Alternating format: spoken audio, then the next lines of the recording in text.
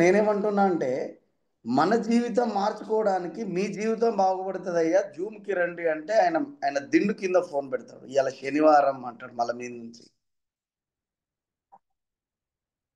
ఏదన్నా మాట్లాడితే ఉన్నది లేనివి మీద మళ్ళా మట్టి పోస్తారు. గట్టిగా మాట్లాడితే, "ఇరే బాగుపడతారురా నాయన మీరెందుకు అట్లా చేస్తారు" అంటే, సో అది కూడా చెవులకెళ్ళదు. ఒక వ్యక్తి ఆల్రెడీ చెప్తా ఉన్నాడు. నాకే బుద్ధి వచ్చింది. నేను ఏమంటారు ఇట్లా ఆన్సర్ ఇచ్చి ఆ తర్వాత నేను మారి నేను పని చేసుకుంటే నేను డీయూసీడీ అయినా అని చెప్తుండే ఒక పక్క నుంచి. నేను 6 నెలల గర్భిణీ స్త్రీగా నేను పని చేసి నేను ఇగో సాకులు చెప్పకుండా పని చేస్తే నేను డీయూసీడీ అయినా అని చెప్పి ఒక మేడం చెప్తుంది. అయినా సరే మనం మారం. మనం మెత్త కింద నుంచి ఫోన్ తీయం. మనం ఆన్ చెయ్యం. మనం డీయూసీడీ కాం. పోండి మీ దరిద్రం మీరు అట్లనే ఉంటారు.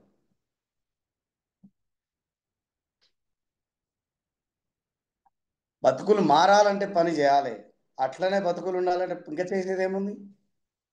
9 గంటల వరకు దిండు కింద నుంచి ఫోన్ తీయకపోతే చాలు మనం ఫెయిల్ అయిపోతాం.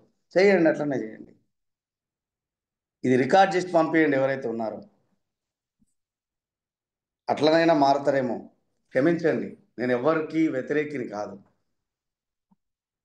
కడుపులోంచి ఒక బాధని బయట కక్కుతున్నా అంతే. మన బతుకులు మారాలంటే ఇంకా ఎక్కడి నుంచో ఎవరో వస్తారు, ఇంకా ఏదో చేస్తారు.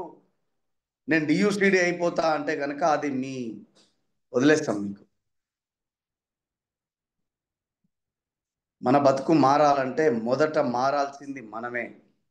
మొదట అడుగు వేయాల్సింది మనమే.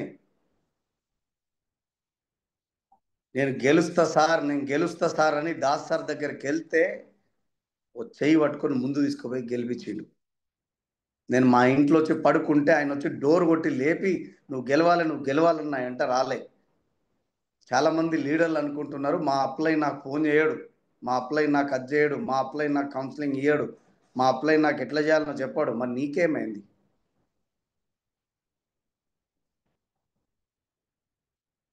నువ్వు చేసే పని నువ్వు చేసినప్పుడు నీ అప్లై చేసే పని అప్లై చేస్తావు.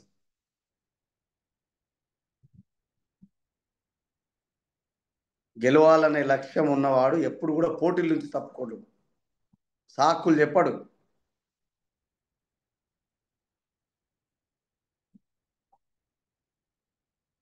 చెప్పేటోనికి సాకులు దొరుకుతాయి, చేసేటోనికి పని దొరుకుతుంది. సాకులు చెప్పేటోడు గెలుస్తాడా, పని చేసేటోడు గెలుస్తాడా అంటే 100కు 1000% పని చేసేటోడే గెలుస్తాడు. సాకులు చెప్పేటోడు గెలవడు. జీవితంలో లేనివి కావాలంటే చెయ్యని పనులే చేయాలి. చేస్తున్న పనులే చేయడం ద్వారా వస్తున్న రిజల్టే తీసుకోగలము. మన జీవితంలో ఏం మారాలనుకుంటున్నాం, ఏం కావాలనుకుంటున్నాం? మా పిల్లలు ఉన్నారు సార్, పిల్లలు ఉన్నారు సార్. ఆ పిల్లల కోసమే అని చెప్తున్నారు కదా జూమ్లో ఆల్రెడీ. పిల్లల్ని వదిలేసిపోయాము, వాళ్ళు ఏడుస్తున్నారు, మేము ఏడుస్తున్నాము, అది వాళ్ళకి తెలియలేదు. కానీ ఈరోజు వాడు ఎంజాయ్ చేస్తానని మాట్లాడుతున్నారు కదా లీడర్స్. అది ఎందుకు అర్థం అవ్వట్లే?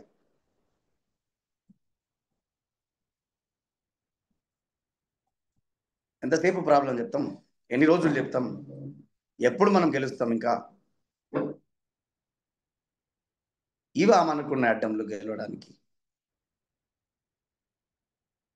మిత్రులారా ఆలోచించండి.